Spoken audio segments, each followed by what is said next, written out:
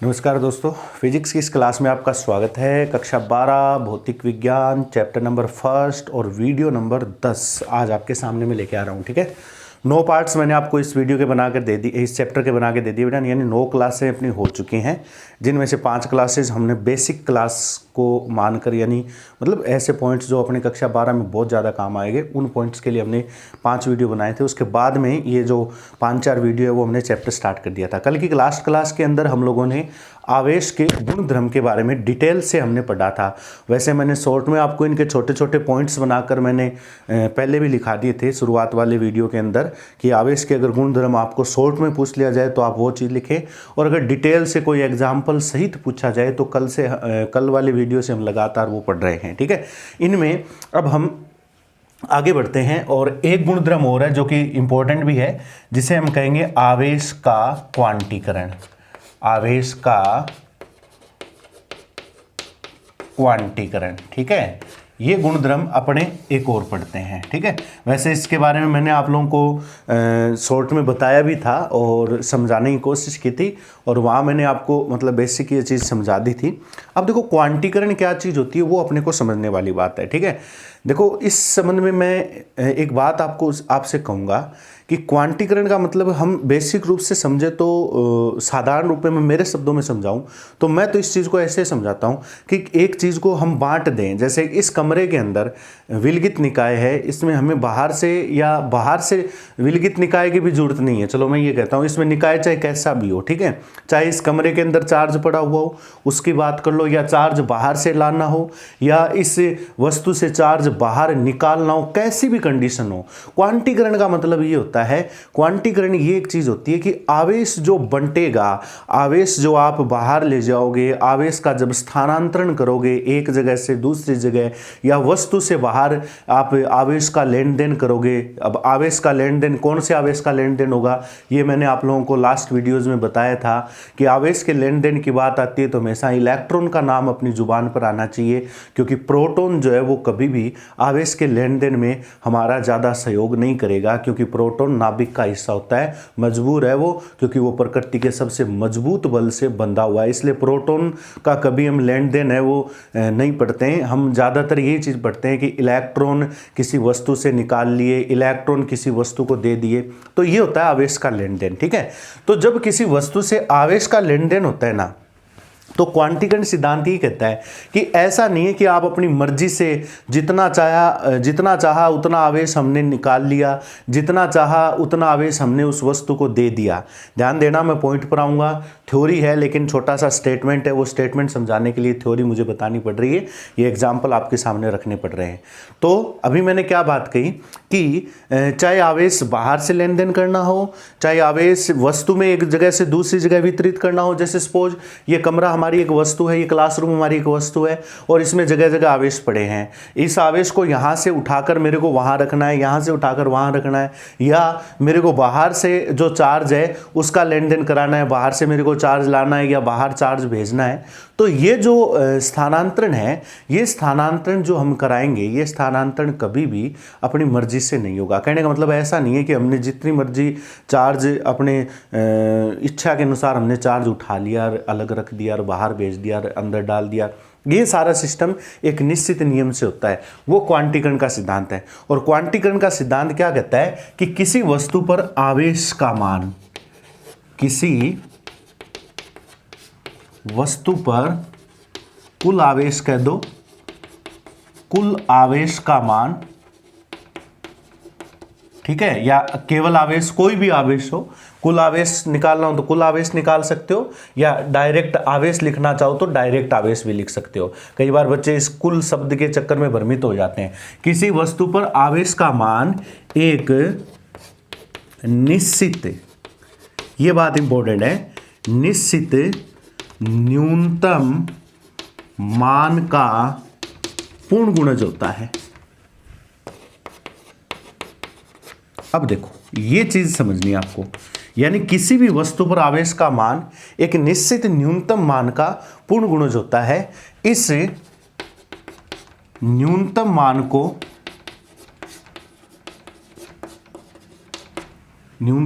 को आवेश का क्वांटा कहते हैं, इसे स्मॉल ई से दर्शाते हैं। देखो क्या कह रहा है कि किसी वस्तु पर आवेश का जो मान है वो एक निश्चित न्यूनतम मान का पूर्ण गुणज होता है, और वो न्यूनतम मान क्या है, जिसे आवेश का क्वांटा कहते हैं, क्वांटा कह दो, क्वांटम कह दो, इसे ई से दर्शाते हैं। किससे दर्शाते हैं? ई से। और ई का मतलब क्या होता है? ई का मीनिंग होता है इलेक्ट्रॉन या प्रोटॉन का आवेश होता है। ई का मीनिंग क्या होता है? इलेक्ट्रॉन या प्रोटॉन का आवेश होता है, जिसकी वैल्यू होती है प्लस माइनस 1.6 गुणा 10 की पावर माइनस 19 गुलाम। गुलाम को सी से लिखते हैं, यानी अगर इलेक्ट्रॉन है तो माइनस लगा दो, प्रोटॉन है तो प्लस लगा दो। ये होता है ई का मान। ई क्या चीज़ है? आवेश का क्वांटा है, और ई को कहते क्या है? इलेक्ट्रॉन या प्रोटॉन का आवेश कहते हैं। इसकी वैल्यू 1.6 गुणा 10 की पावर माइनस 19 गुलाम होगी, चाहे इलेक्ट्रॉन हो चाहे प्रोटॉन हो। लेकिन अगर पॉजिटिव चार्ज है तो पॉजिटिव लगा देना, नेगेटिव चार्ज है तो नेगेटिव लगा देना। अब ये नियम क्या कहता है? इस नियम के अनुसार अर्थात ये कह रहा है, अर्थात किसी वस्तु पर कुल आवेश, यानी किसी वस्तु का आवेश अगर मैं देखूं तो ये नियम कह रहा है कि इस नियम के अनुसार जैसे कोई वस्तु का आवेश Q है तो वो Q क्या होगा? एक निश्चित मान, यानी ये निश्चित मान क्या है? E है। निश्चित मान E का पूर्ण गुणज होता है, और यहाँ प्लस माइनस का चिन्ह मैंने लगा दिया क्योंकि E का मान प्लस भी हो सकता है और माइनस भी हो सकता है। जहाँ N का मान क्या है? पूर्ण गुणज के रूप में 1 2 3 4 एंड सो ऑन, 1 2 3 पूर्ण संख्या होगी। अब ये चीज़ समझने के लिए मैंने आपको एक बात बोली थी, जब मैंने क्लास स्टार्ट की थी तो मैंने आपसे एक बात कही थी कि किसी भी वस्तु पर आवेश का लेन देन करना हो, आवेश का स्थानांतरण करना हो, तो वो स्थानांतरण हम अपनी मर्जी से नहीं कर सकते। क्या सर, ऐसा क्या बोला आपने? मर्जी से क्यों नहीं कर सकते? मैं कहने का मतलब ये है मेरा कि मर्जी से करने का मतलब ये नहीं कह रहा कि भाई आपको किसी चीज़ की अनुमति लेनी पड़ेगी। मैं ये कह रहा हूँ कि आपको इस चीज़ का ध्यान रखना पड़ेगा। अनुमति का मतलब ये नहीं कि अपने को कहीं से कोई एप्लीकेशन लगानी पड़ेगी कि हम आवेश का स्थानांतरण कर रहे हैं। अपने का कहने का अर्थ ये है कि ये कमरा एक आवेश, इस कमरे के अंदर आवेश है, इस आवेश को हमें स्थानांतरित करना है। तो स्थानांतरित करने के लिए इस चीज़ की अपने को विशेष ध्यान रखनी पड़ेगी। क्यों? क्योंकि यही मेरी यहाँ पर आपके सामने शर्त है कि किसी वस्तु पर आवेश का जो मान है वो एक निश्चित न्यूनतम मान का पूर्ण गुणज होता है। अब ये चीज़ बहुत इंपॉर्टेंट है कि कहने का मतलब है कि जब भी हम आवेश के स्थानांतरण की बात करेंगे, जब भी हम आवेश के लेन देन की बात करेंगे, तो किसी भी आवेश का जब लेन देन होगा तो वो एक पूर्ण गुणज के रूप में होगा। कहने का अर्थ है, और वो पूर्ण गुणज क्या होगा? ई होता है। वो पूर्ण गुणज क्या होता है? ई होता है। इसके गुणज के रूप में लेन देन होगा। सपोज फॉर एग्जांपल, अगर आपको आवेश देना है या लेना है तो पूर्ण गुणज के रूप में 1E 2E 3E 4E 5E 6E 7E 8E 100E 120E, ऐसे 130E, ठीक है, 1500E, जैसे मैंने एक उदाहरण लिख दिए ऐसे 5-4। ठीक है, क्या लिखा मैंने? ये देखो, ये सारी संख्या E का पूर्ण गुणज है। ये ई सब में आ रहा है। ये ई आवेश का क्वांटा कहलाता है। इसकी वैल्यू क्या होती है वो मैंने यहाँ नोट कर दी। लेकिन इसके गुणा में देखो सारी संख्याएं पूर्ण गुणज है। अब मेरा यही आपसे समझाने का मतलब है, और यही वो शर्त है कि जब भी किसी आवेश का लेन देन करना है तो हम अपनी मर्जी से नहीं करेंगे, बल्कि क्या करना पड़ेगा? पूर्ण गुणज के रूप में हम आवेश का लेन देन कर होता है। यही आवेश का क्वांटम सिद्धांत है। मतलब ऐसा नहीं है कि आपने अपनी मर्जी से 1.2 ई आवेश है वो स्थानांतरित कर दिया। ये यहाँ पर शर्त है। मर्जी का मतलब ये है कि हम ऐसा नहीं कर सकते। ठीक है, हम ऐसा नहीं कर सकते कि हम आवेश को कभी तोड़ नहीं सकते। भाई जब तोड़ेंगे तो एक निश्चित संख्या में टूटेगा, और अगर जोड़ेंगे तो भी एक निश्चित संख्या में जुड़ेगा, और वो निश्चित संख्या क्या है? ई का पूर्ण गुणज। अगर आपको आवेश जोड़ना है, आवेश देना है, तो पूर्ण गुणज के रूप में आपको आवेश देना पड़ेगा। लेना है किसी वस्तु से आवेश, तो पूर्ण गुणज के रूप में आवेश आप ले सकते हो। ऐसा नहीं है कि हमने अपनी मर्जी से वो आवेश, जैसे 1.2 ई, मेरे इच्छा हुई कि मैंने इस वस्तु के अंदर मुझे 1.2 ई चार्ज देना है, तो क्या मैं 1.2 ई चार्ज दे सकता हूं? तो ऐसा नहीं हो सकता। यही आवेश का क्वांटम सिद्धांत है। या तो आप इसको चार्ज दो 1 ई, या फिर आप इसको चार्ज दो 2 ई।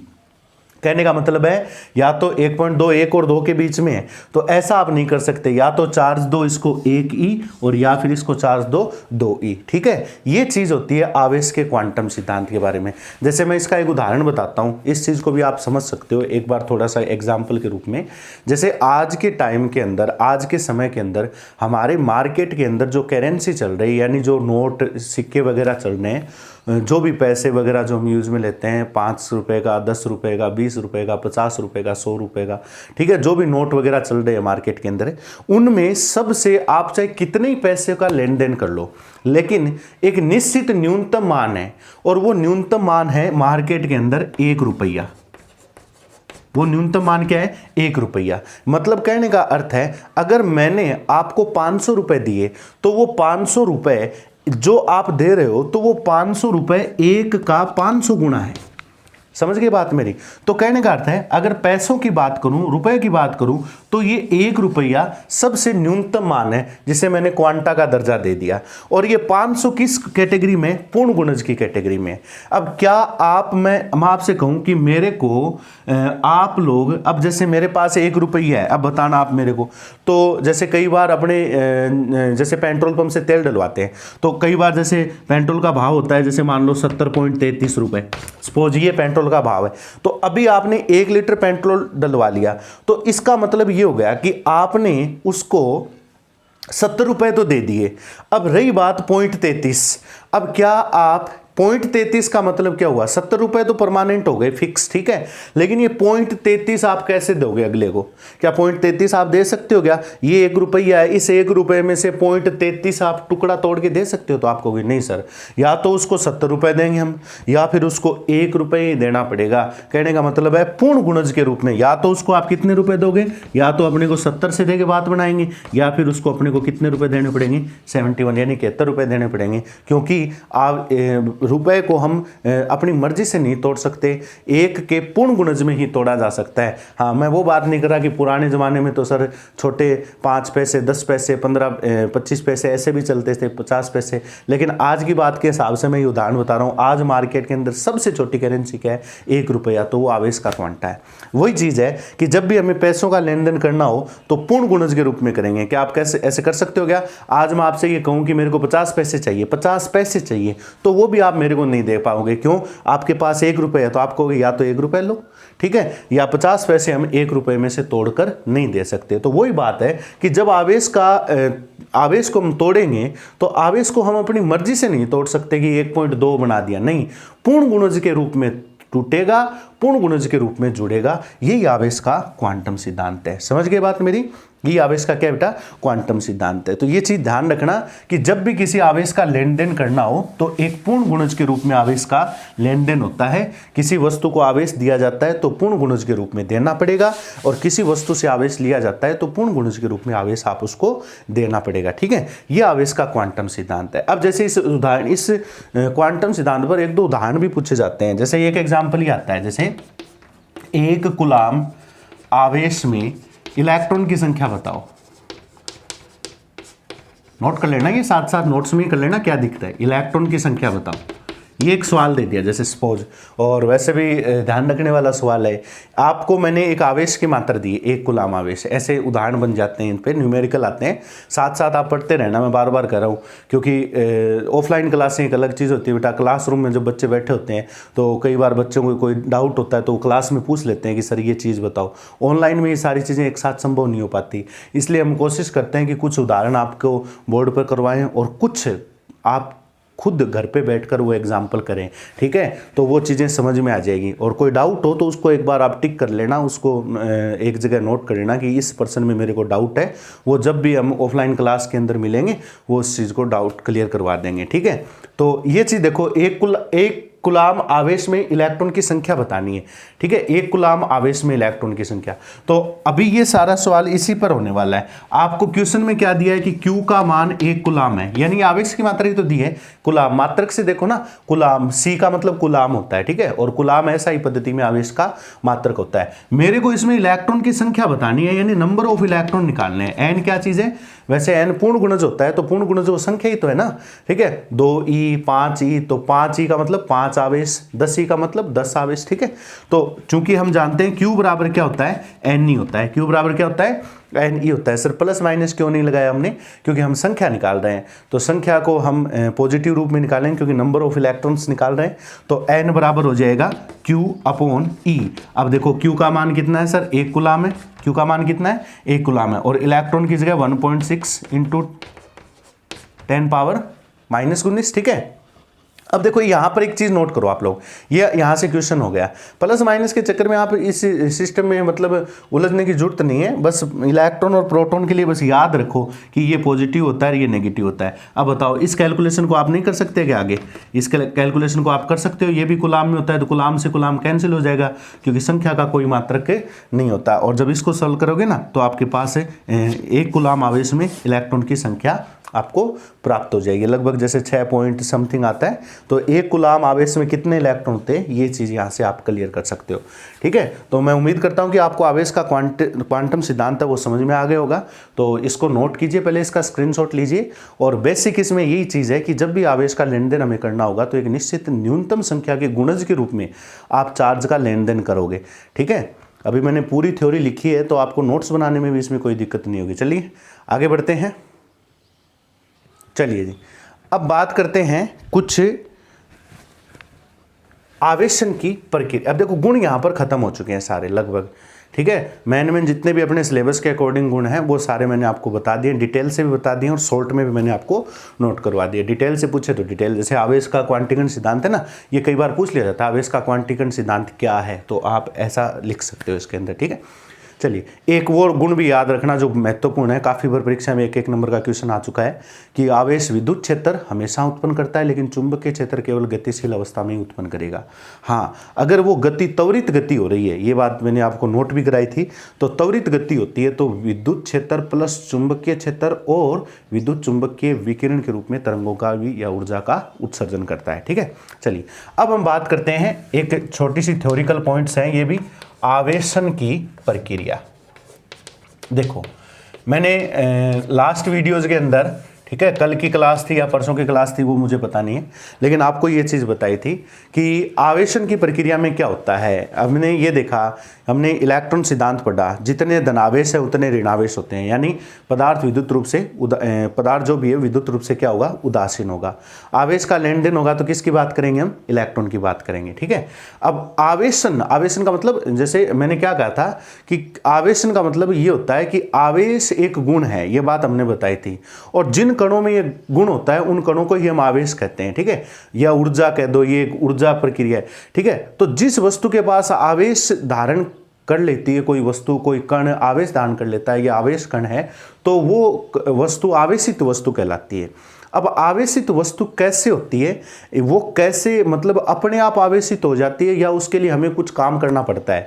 जैसे मैंने वीडियो के चैप्टर के स्टार्ट के अंदर मैंने ये बताया था कि शुरुआत में एम्बर जो नामक मतलब जो पदार्थ था उसकी खोज की गई, उस पदार्थ को भी जैसे रेशम के कपड़े से रगड़ा गया, ठीक है। फिर उसके बाद में गिलबर्ट ने कांच की छड़, आबनूस की छड़, इनके बारे में बताया कि भाई ये और भी ऐसे कई पदार्थ हैं, इनको भी अगर आपस में रगड़ोगे तो इसमें आवेश का गुण आ जाता है या वो आवेशित हो जाती है। तो आवेशन क्या स्वतः होता है या उसके लिए कुछ प्रक्रिया करनी पड़ती है, वो कहलाती है आवेशन की प्रक्रिया। समझ गए बात मेरी, यानी किसी वस्तु में आवेश प्रेरित करने की प्रक्रिया। आवेशन की प्रक्रिया का मतलब क्या होता है, किसी वस्तु या पदार्थ में, किसी वस्तु में आवेश उत्पन्न समझ जाओगे ना। वैसे मतलब कहने का अर्थ है हम नया चार्ज नहीं बनाएंगे, कोई नया चार्ज उत्पन्न नहीं होगा, ठीक है। ये बात तो कल हमने पढ़ी है, कोई नया चार्ज उत्पन्न नहीं कर सकते हम, जो चार्ज उसमें है उसी को, उस गुण को हम आगे ले आएंगे, ठीक है। या किसी वस्तु में आवेश उत्पन्न करने की प्रक्रिया आवेशन कहलाती है या आवेशन प्रक्रिया कहलाती है, ठीक है। वैसे हम परिभाषा बनाती, वैसे कोई पूछता नहीं है ये परिभाषा। जैसे ये चौक कांच की छड़ है, चौक नहीं कांच की छड़ ली थी, तो वही बात कि पेन होता है, पेन क्या, मैंने वो पेन लिया, वो पेन क्या कागज के टुकड़े को खींच रहा था क्या अपनी ओर, तो आप कहोगे नहीं खींच रहा था सर, क्यों, क्योंकि उसमें फिलहाल वो चार्ज नहीं था, आवेशित नहीं था वो। तो आपने कुछ प्रक्रिया की, क्या प्रक्रिया की? उस पेन को सिर के बालों से रगड़ा, सिर के बालों से रगड़ा, रगड़ने के बाद फिर आप उस पेन को किसी हल्के कागज के टुकड़े या किसी धूल मिट्टी के कण के पास ले गए तो वो कण उस पेन से चिपक गए। ऐसा क्यों हुआ? क्योंकि आपने कुछ प्रक्रिया की, प्रक्रिया करने से उस पेन के अंदर वो पेन आवेश उत्पन्न हो गया, यानी उस पेन में चार्ज उत्पन्न हो गया, चार्ज आवेशित हो गया वो पेन, वो गुण आ गया था उसके अंदर। वो गुण आने से वो पेन कागज के हल्के हल्के टुकड़ों को आकर्षित करने लगा। ठीक है, ऐसा ही काम उस कांच की छड़ से होता है। कांच की छड़ अमूमन हम यूज़ में लेते हैं, पता है अपने को, बहुत जगह हमने देखी है कांच की छड़ होती है। ठीक है, लैब के अंदर भी देखते हैं, पतली पतली छड़ें होती है। क्या कांच की छड़ ऐसे ही किसी कागज के टुकड़े को खींच लेती है? नहीं, ऐसा तो नहीं होगा। तो उस कांच की छड़ को हमें रगड़ना पड़ेगा, रगड़ने के बाद वो कागज के टुकड़ों को खींच लेती है। एक उदाहरण मुझे और याद आ रहा है, कई बार बर्थडे पार्टी होती है तो अपने घर पे क्या करते हैं, गुब्बारे फुलाते हैं, और गुब्बारों को फुलाकर आप क्या करोगे, उस गुब्बारे को आप दीवार पर चिपकाने की कोशिश करते हो। गुब्बारा दीवार पर नहीं चिपकता, ये बहुत अच्छा उदाहरण है जो हम अमूमन करते हैं घर पर। वो गुब्बारा जब मैं दीवार पे चिपकाऊंगा, गुब्बारा दीवार पे नहीं चिपकेगा। क्यों नहीं चिपकेगा? कैसे चिपकेगा भाई, ऐसे कैसे चिपक जाएगा? लेकिन उसी गुब्बारे को जब हम थोड़ा सा सर के बालों से रगड़ते हैं, उसी गुब्बारे को थोड़ा सा ऐसे सर के बालों से रगड़कर फिर दीवार पे चिपकाते हैं, वो गुब्बारा दीवार पर चिपक जाता है। ये एक छोटा सा एग्जाम्पल है जो हमने देखा है। क्यों? क्योंकि गुब्बारे को जब हमने सर के बालों से रगड़ा तो एक ऐसी प्रक्रिया करवाई ताकि उसमें आवेशन हो जाए, उसमें आवेश उत्पन्न हो जाए, आवेश का गुण उत्पन्न हो जाए, वो ऊर्जा उत्पन्न हो जाए, जिसके कारण वो गुब्बारा उस दीवार से चिपक जाता है। ऐसे बहुत सारे दैनिक जीवन में उदाहरण हैं जो आवेशन की क्रिया को समझाते हैं। लेकिन आवेशन स्वतः नहीं होता, उसके लिए कोई ना कोई कारक, कोई ना कोई वजह होती है जिसकी वजह से वो क्रिया देखने को मिलती है। गुब्बारा ऐसे ही नहीं चिपका, उसके लिए हमें उसको सर पे रगड़ना पड़ा, बालों से रगड़ना पड़ा, तब जाके वो गुब्बारा चिपकता है। ये कहलाती है आवेशन की प्रक्रिया। और आवेशन की कुल मिलाकर 3 प्रकार की प्रक्रिया होती है, 3 प्रकार की प्रक्रिया होती है। ठीक है, अब ये थ्योरी है, ये पूरा थ्योरिकल पॉइंट है, इसलिए मैं आपको थ्योरी से ही समझाऊंगा, ज़्यादा थ्योरी बोर्ड पे नहीं लिखूंगा, अदरवाइज टाइम थोड़ा ज़्यादा लग जाता है। और जितना मैं बोल रहा हूँ उसके हिसाब से मेन जो पॉइंट्स है वो आप लोग साथ साथ नोट करते रहना।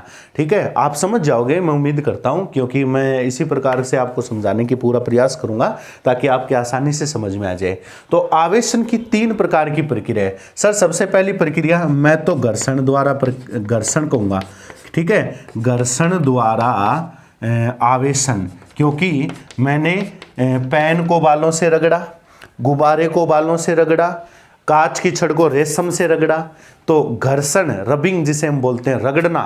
ठीक है, घर्षण द्वारा सर आवेशन होता है, ये कन्फर्म है। ठीक है, नंबर 2, आवेशन की एक प्रक्रिया और भी होती है, वो कहलाती है संपर्क द्वारा आवेशन। दूसरी प्रक्रिया का नाम क्या है? संपर्क द्वारा, टच, उसको टच करवाओगे, टच करवाने से भी आवेशन, आवेश की प्रक्रिया उत्पन्न हो जाती है। ठीक है, नंबर 3, तीसरी जो प्रक्रिया है उसे कहते हैं प्रेरण द्वारा आवेशन। तीसरी प्रक्रिया को क्या कहते हैं? प्रेरण द्वारा आवेशन।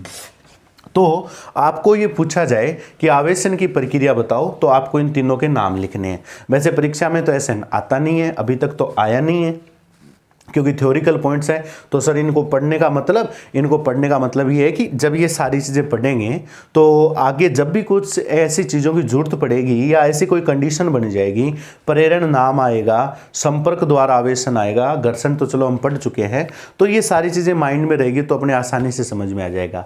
फिर कई बार कुछ एग्जाम्पल होते हैं, कुछ एग्जाम्पल के अंदर भी ये सारी चीज़ें बहुत बार काम में आ जाती है, बस इसके लिए अपने को पढ़ना है। चलिए सबसे पहले मैं पढ़ता हूँ घर्षण द्वारा आवेशन। तो 1 नंबर हेडिंग डाल देते हैं अपने, घर्षण द्वारा आवेशन। मैं इसके बारे में आपको ज़्यादा नहीं बताऊंगा, क्योंकि अभी थोड़ी देर पहले जो उदाहरण दिए थे गुब्बारे का, पेन का, कांच की छड़ का, वो सारे इसी का उदाहरण है। और जब से पाठ शुरू किया तब से यही पढ़ रहे हैं हम कि घर्षण द्वारा आवेशन क्या होता है। चलिए मैं एक बात बता देता हूँ, हमने कांच की छड़ ली थी। ठीक है, क्या ली थी? कांच की छड़ ली थी, उस कांच की छड़ को किससे रगड़ा? सर आपने कांच की छड़ को हमने जिस वस्तु से रगड़ा था वो था रेशम का या रेशमी कपड़ा, ठीक है, रेशमी कपड़ा होता है ना, रेशमी कपड़े से हमने कांच की छड़ ली थी। एक आपने ली थी आबनूस की छड़, ठीक है, प्लास्टिक की छड़ भी ले सकते हो। आबनूस की छड़ को आपने बिल्ली की खाल कह दो या ऊनी कपड़ा कह दो, ठीक है, ऊनी कपड़ा आपने लिया था, उनसे रगड़ा था। ये दो उदाहरण हमने लिए थे, इन दोनों में आपने उनको रगड़ना ही क्या कहलाता है? घर्षण कहलाता है। तो इसकी परिभाषा कैसे दोगे? जब किसी एक वस्तु को किसी अन्य वस्तु से परस्पर रगड़ा जाता है, और रगड़ने से एक वस्तु को अन्य वस्तु से परस्पर रगड़ा जाता है, रगड़ने से उस वस्तु में आवेशित होना, उस वस्तु का आवेशित होना घर्षण द्वारा आवेशन कहलाता है। रगड़ने से वस्तु का आवेशित होना क्या कहलाता है? घर्षण द्वारा आवेशन कहलाता है। अब देखो एक बात बताओ कि सर हमने इन दोनों को आपस में रगड़ा तो कांच की छड़ पर ही आवेश उत्पन्न हुआ था कि रेशमी कपड़े पर भी कुछ हुआ था? रेशमी कपड़े पर भी कुछ होता है, ठीक है। ऐसे ही आबनूस की छड़ को ऊनी कपड़े से रगड़ा तो सर हमने तो ये पढ़ा था कि आबनूस की छड़ और कांच की छड़ पर आवेश आता है। जैसे मैंने एक छोटा सा डायग्राम बना देना है, ठीक है, ध्यान देना। मान लो ये कांच की छड़ है, ठीक है, और ये अपनी कौन सी छड़ है? आबनूस की छड़ है, ठीक है, ध्यान से समझना, बाकी घर्षण द्वारा आवेशन आप समझ चुके हो। और मान लो सपोज ये कोई रेशमी कपड़ा है, ठीक है, चलो मैं इसको बाहर ही लिख देता हूं, ये नाम क्या है? ये रेशमी कपड़ा, ठीक है। और यहां ये क्या है? सपोज कोई ऊनी कपड़ा है, बिल्ली की खाल कह सकते हो, ठीक है, ऊनी कपड़ा है। दोनों को रगड़ने से क्या हुआ सर? इस पे धनावेश आ गया। ध्यान देना, ये बात तो हम पहले भी पढ़ चुके हैं। और इधर इन दोनों को रगड़ा तो इस पे क्या आया था? ऋणावेश आया था। सर ऐसा क्यों हुआ? इस पे धनावेश आया था तो इस पर भी धनावेश क्यों नहीं आया? या इस पे ऋणावेश आता है तो इस पर भी ऋणावेश क्यों नहीं आया? और फिर ये पता कैसे चला कि इस पे धनावेश और इस पे ऋणावेश है? ठीक है, तो पता चला, ऐसा पता लगाने के लिए तो हमें आगे बहुत सारे उपकरण है, जैसे स्वर्ण पत्र जो विद्युतदर्शी है वो पढ़ेंगे अपने, उससे भी पता चल जाता है। फिर दूसरी बात सर, इस पे धनावेश ही क्यों आया? रेशमी कपड़े पर ऐसा क्या हुआ, इस पर धनावेश क्यों नहीं हुआ? ये चीज डिपेंड करती है कि वस्तु कैसी है, उनको आपस में रगड़ा किससे जा रहा है। अब जैसे देखो, कांच की छड़ को रेशम से रगड़ा, किससे रगड़ा? कांच की छड़ को रेशम से रगड़ा। मैंने आपको एक चीज बताई थी, जब मैंने इलेक्ट्रॉन सिद्धांत बताया था, और शायद उस पर एक पूरा वीडियो ही बन चुका था। मैं उस वीडियो के बारे में थोड़ी सी चर्चा दोबारा करूंगा और फिर ये चीज यहां पर क्लियर करूंगा। आपने कहा था कि परमाणु में नाभिक होता है, नाभिक के चारों ओर इलेक्ट्रॉन क्या करता रहता है? सर चक्कर लगाता रहता है। क्लियर ये चीज? जब इलेक्ट्रॉन चक्कर लगाता है तो इलेक्ट्रॉन नाभिक से बंधा हुआ रहता है, मैंने ये बात बताई थी। इलेक्ट्रॉन नाभिक से बंधा हुआ रहता है, लेकिन बाह्य कक्षा वाले इलेक्ट्रॉन है वो थोड़े से फ्री रहते हैं। ठीक है, अब बात आती है रेशमी कपड़े की और कांच की छड़ की बात करूं। ये थ्योरी आपके क्लियर है? देखो होता क्या है कि कांच के जो परमाणु होते हैं उसमें भी बाह्य कक्षा में इलेक्ट्रॉन है, और रेशमी कपड़े के अंदर भी परमाणु, उसमें भी बाह्य कक्षा के क्या है? इलेक्ट्रॉन है। होता क्या है बेटा कि आदान प्रदान किसका होगा? सर इलेक्ट्रॉन का होगा। वास्तव में क्या होता है कि कांच के छड़ के जो इलेक्ट्रॉन होते हैं वो इलेक्ट्रॉन रेशमी कपड़े की तुलना में थोड़े से लूज होते हैं, यानी लूज बंध से बंधे हुए रहते हैं, कमजोर बंध से बंधे हुए रहते हैं। जबकि रेशम के कपड़े के जो इलेक्ट्रॉन हैं, कौन से इलेक्ट्रॉन? वही परमाणु वाले, बाह्य जो कक्षाओं में चक्कर लगा रहे हैं, वो इलेक्ट्रॉन कांच की तुलना में थोड़े से स्ट्रांगली बंधे हुए रहते हैं। यानी रेशमी कपड़े के इलेक्ट्रॉन थोड़े मजबूती से बंधे हुए हैं, कांच की छड़ के इलेक्ट्रॉन थोड़े लूज बंधे हुए हैं। अब जब इनको रगड़ा तो रगड़ने से उसमें ऊर्जा मिली, क्योंकि जब हथेलियों को रगड़ते हैं तो गर्म हो जाती है ना, तो वैसे इन कपड़े को इससे रगड़ा तो रगड़ने से उसमें ऊर्जा मिली, और वो ऊर्जा इलेक्ट्रॉन ग्रहण करते हैं। अब इलेक्ट्रॉन ऊर्जा ग्रहण करते हैं। वैसे ये डिटेल काफ़ी गहरी है, लेकिन इतनी आपको जानने की मैं इसलिए जरूरत बता रहा हूँ ताकि आपसे कोई पूछ ले इस चीज़ के बारे में तो आप इसका रीज़न दे इसको, ठीक है। जब इनको रगड़ा जाता है तो रगड़ने से क्या होता है, वो ऊर्जा इलेक्ट्रॉन को मिलती है। इलेक्ट्रॉन इसके पास भी है, इलेक्ट्रॉन इसके पास भी है, दोनों इलेक्ट्रॉन्स ने ऊर्जा ग्रहण की। लेकिन इसके इलेक्ट्रॉन, रेशमी कपड़े के इलेक्ट्रॉन थोड़े पावरफुल यानी स्ट्रोंगली बाउंड है, मजबूती से बंधे हुए हैं, इसलिए उन इलेक्ट्रॉन पर उस ऊर्जा का कोई ज्यादा फर्क नहीं पड़ता। कांच की छड़ के जो इलेक्ट्रॉन्स हैं वो इसके कंपैरिजन में थोड़े लूज बंध से यानी कमजोर, वीक बॉन्ड है यानी कमजोर बंध से बंधे हुए हैं, इसलिए वो इलेक्ट्रॉन ऊर्जा ग्रहण कर लेते हैं। और वो इलेक्ट्रॉन ऊर्जा ग्रहण करके, इससे रगड़ा जा रहा है ना, यहां से स्थानांतरित हो जाते हैं किसके ऊपर, रेशमी कपड़े पर। ध्यान देना, यानी कांच की छड़ से इलेक्ट्रॉन उसमें ऊर्जा ग्रहण करके रेशमी कपड़े पर चले जाते हैं। कांच की छड़ से इलेक्ट्रॉन कौन सी ऊर्जा ग्रहण करके, उसमें ऊर्जा ग्रहण करके रेशमी कपड़े पर चले जाते हैं। अब वो लास्ट वीडियो वाली बात, पहले तो इस पर वैल्यू बराबर थी, अब कांच की छड़ से इलेक्ट्रॉन बाहर निकल गए, कांच की छड़ से इलेक्ट्रॉन निकल रहे हैं, कांच की छड़ से इलेक्ट्रॉन बाहर निकल रहे हैं रगड़ने से, ये इलेक्ट्रॉन सारे बाहर निकल गए, कहाँ आ गए, रेशमी कपड़े पर। जब छड़ से इलेक्ट्रॉन बाहर चला गया तो छड़ के पास इलेक्ट्रॉन की क्या हो गई, कमी। और जब किसी वस्तु पर इलेक्ट्रॉन की कमी होती है तो उस वस्तु पर धनावेश आ जाता है, उस वस्तु पर क्या आ जाता है, धनावेश आ जाता है। शायद मैं उम्मीद करता हूं ये चीज समझ गए होंगे कि तो इसका मतलब ये हुआ सर कि इलेक्ट्रॉन सारे यहां रेशमी कपड़े पर आ जाते हैं, बिल्कुल आ जाते हैं रेशमी कपड़े पर, तो इसका मतलब रेशमी कपड़ा ऋणावेशित हो गया। ये इलेक्ट्रॉन एक्स्ट्रा कहां से आए, कांच की छड़ से आए, कांच की छड़ के इलेक्ट्रॉन कहां चले गए, रेशमी कपड़े पर, तो कांच की छड़ पर इलेक्ट्रॉन की कमी हो जाती है, इसलिए कांच की छड़ पॉजिटिव चार्ज में आ जाती है और ये इलेक्ट्रॉन सारे रेशमी कपड़े पर ट्रांसफर हो जाते हैं, उसकी वजह से रेशमी कपड़ा ऋणावेशित हो जाता है। यहां सर यहां प्रोग्राम थोड़ा सा उल्टा है, रीजन सेम रीजन है लेकिन उल्टा करना है। मतलब यहां इलेक्ट्रॉन्स देखो, अब मैं बताऊंगा ज्यादा नहीं, आप समझ जाना। यहां से इलेक्ट्रॉन सारे किस पे जा रहे हैं, कांच की छड़, इस पे आबनूस की छड़ पे जा रहे हैं इलेक्ट्रॉन, उल्टा करना है, ठीक है। रीजन वही रीजन है, इस बार उन्नी कपड़े के इलेक्ट्रॉन दुर्बल बंध से हैं, आबनूस की छड़ के इलेक्ट्रॉन स्ट्रोंगली फोर्स से बंधे हुए हैं, तो उसमें ऊर्जा का असर उन्नी कपड़े पर पड़ता है। वो ऊर्जा ग्रहण करके उन्नी कपड़े के इलेक्ट्रॉन आबनूस की छड़ पे चले जाते हैं। जब इलेक्ट्रॉन आबनूस की छड़ पर आएंगे तो आबनूस की छड़ पर नेगेटिव बढ़ता जाएगा, उस वजह से आबनूस की छड़ ऋणावेशित हो जाती है और उन्नी कपड़े पर इलेक्ट्रॉन्स की कमी हो गई, क्योंकि इसके इलेक्ट्रॉन कहाँ चले गए सर, आबनूस की छड़ पर, इसलिए उन्नी कपड़ा धनावेशित हो जाता है। क्या हो जाता है, धनावेशित। ये प्रक्रिया कहलाती है बेटा घर्षण द्वारा आवेशन। और जब घर्षण द्वारा आवेशन होता है तो किस प्रकार आवेश एक वस्तु से दूसरी वस्तु में स्थानांतरित होता है और वो कैसे स्थानांतरित होगा उसके पीछे डिपेंड करेगा कि किस वस्तु के इलेक्ट्रॉन को मतलब जो आसानी से आवेश आदान प्रदान करेगा ना, उस वस्तु के इलेक्ट्रॉन है वो ट्रांसफर हो जाएंगे। सीधी बात ये भाई, ठीक है भाई, जो काम जिसमें आसान होगा वहीं से इलेक्ट्रॉन ट्रांसफर हो जाएंगे और जहां इलेक्ट्रॉन जाएंगे वो अगली वस्तु नेगेटिव हो जाएंगी और जिससे निकल के जा रहे हैं तो पीछे वाली वस्तु धनावेशित हो जाएगी। चलिए इस चीज का स्क्रीनशॉट ले लेना आप लोग। और आज की क्लास में इतना ही, जिसमें हमने घर्षण द्वारा आवेशन की प्रक्रिया पढ़ी है।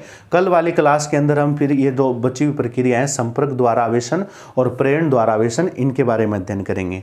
तो आज की क्लास में इतना ही, इसका स्क्रीनशॉट ले लेना। नेक्स्ट क्लास में फिर मिलते हैं, तब तक के लिए धन्यवाद।